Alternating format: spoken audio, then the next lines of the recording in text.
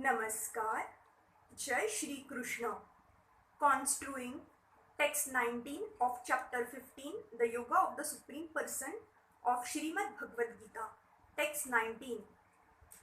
Yo mame vashamasa mamudho janati purushottamam sa sarvavida bhajati mamam sarvabhavena bharata.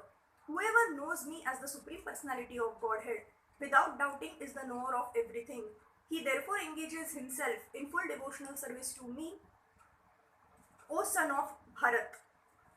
There are many philosophical speculations about the constitutional position of the living entities and the Supreme Absolute Truth.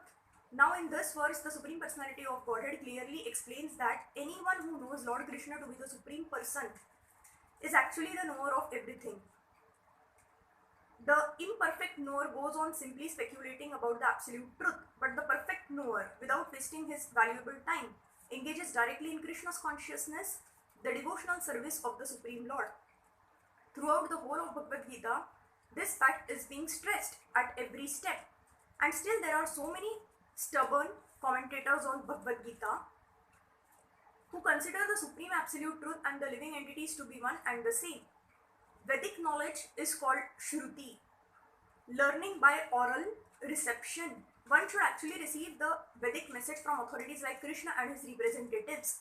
Here Krishna distinguishes everything very nicely and one should hear from this source. Simply to hear like the hogs is not sufficient. One must be able to understand from the authorities.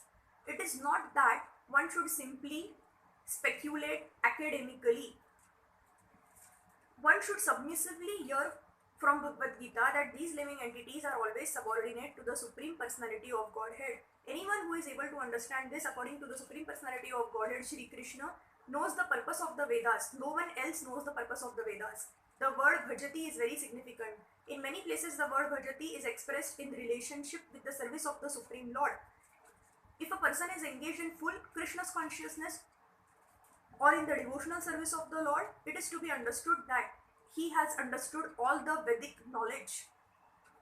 In the Vaishnava Parampara, it is said that if one is engaged in the devotional service of Krishna, then there is no need of any other spiritual process for understanding the Supreme Absolute Truth. He has already come to the point. Because he is engaged in the devotional service of the Lord, he has ended all preliminary processes of understanding. But if anyone, after speculating for hundreds of thousands of lives, does not come to the point that Krishna is the Supreme Personality of Godhead and that he has to surrender there, all his speculation for so many years and lives is a useless waste of time. Thank